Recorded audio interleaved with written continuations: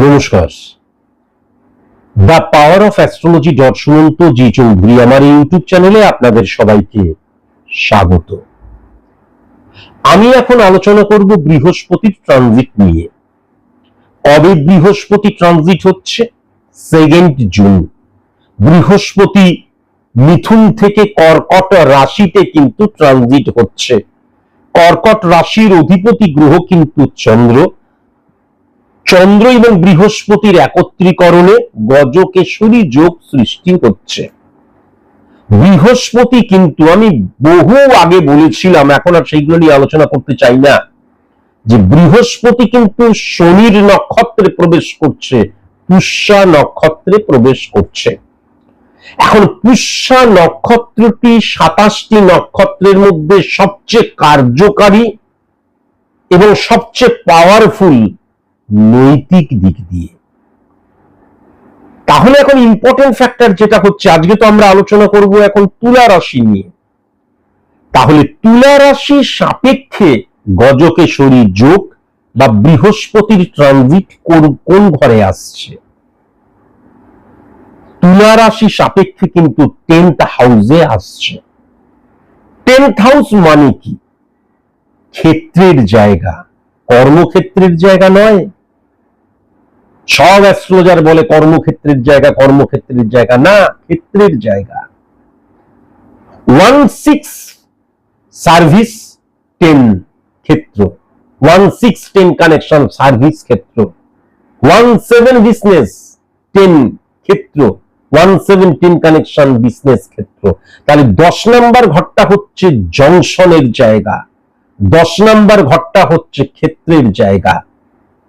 1 থেকে 11 পর্যন্ত আমার যে 11টা ভাব, 12 নম্বর ঘরকে ব্যয়ের স্থান বলা হয়। 1 থেকে 11 পর্যন্ত 11টা ভাবের ব্যয়ের স্থান হচ্ছে 12 নম্বর ঘর।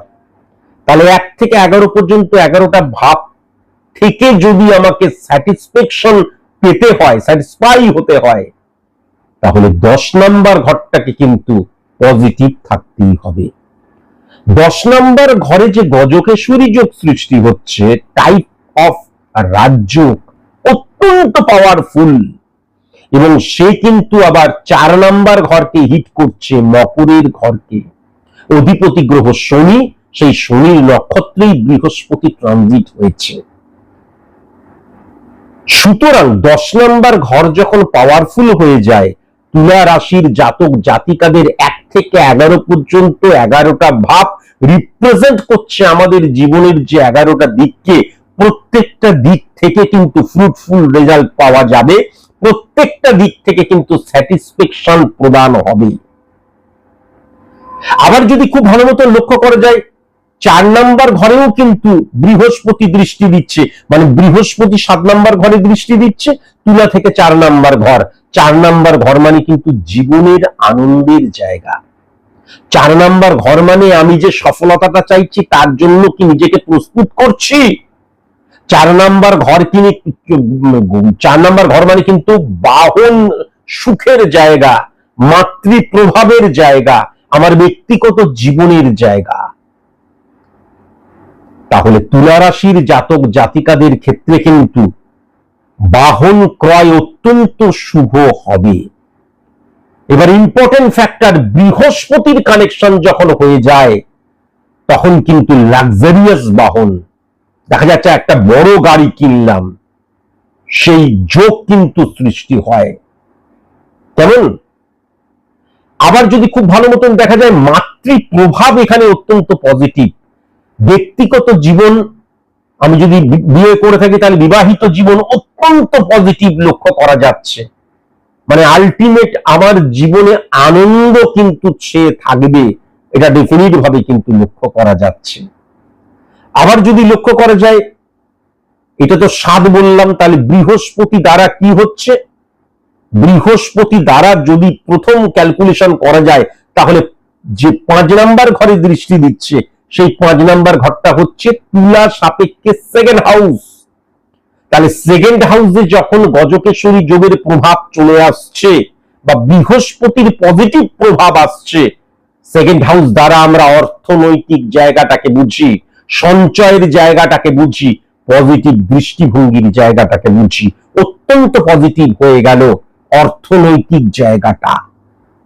আবার যদি লক্ষ্য করে যায় 6 নাম্বার ঘরে যখন শনির নক্ষত্রে প্রবেশ করছে, শনির নক্ষত্রে যখন প্রবেশ করছে বৃহস্পতি, তাহলে 6 নাম্বার ঘর কিন্তু শত্রু নাশ ঘটাচ্ছে, 6 নাম্বার ঘর কিন্তু রোগ থেকে সার্ভাইভ করাচ্ছে, 6 নাম্বার ঘর কিন্তু ঋণ থেকে বের করে নিয়ে আসছে, 6 নাম্বার ঘর দ্বারা আমরা সার্ভিস ক্ষেত্রকে বুঝি, সেই জায়গাটাও পজিটিভ হয়ে উঠছে। 6 নাম্বার ঘর থেকে আমরা গুরুর সাথে, গুরু টিচার পথ প্রদর্শকের সাথে কানেকশনকে বুঝি, সেই জায়গাটাও কিন্তু পজিটিভ হয়ে উঠছে। সুতরাং তুলা রাশি সাপেক্ষে যদি লক্ষ্য করা যায়, তাহলে অর্থনৈতিক জায়গাটা অত্যন্ত পজিটিভ হয়ে যাচ্ছে তুলার এই আমাদের বৃহস্পতির এই ট্রানজিট। তুলা রাশির সাপেক্ষে যেটা লক্ষ্য করা যাচ্ছে, সফল যেমন আমি হব, সফল হওয়ার জন্য নিজেকে উপযুক্তও করব, বাহনের সুখ লক্ষ্য করা যাচ্ছে, মাতৃপ্রভাব অত্যন্ত পাওয়ারফুল এবং পজিটিভ হয়ে যাচ্ছে, এবং ব্যক্তিগত জীবন অত্যন্ত সুখকর সেটাও কিন্তু লক্ষ্য করা যাচ্ছে। আর 6 নম্বর ঘর দ্বারা রোগমুক্তি, শত্রুনাশ এবং আমার ঋণ থেকে বেরিয়ে আসার জায়গা, সার্ভিস ক্ষেত্রে কিন্তু আমার পদোন্নতির জায়গা বা নতুন সার্ভিস পাওয়ার ক্ষেত্রের জায়গাটা অত্যন্ত পজিটিভ হয়ে উঠছে। আজকের মতন এইটুকুই, নমস্কার।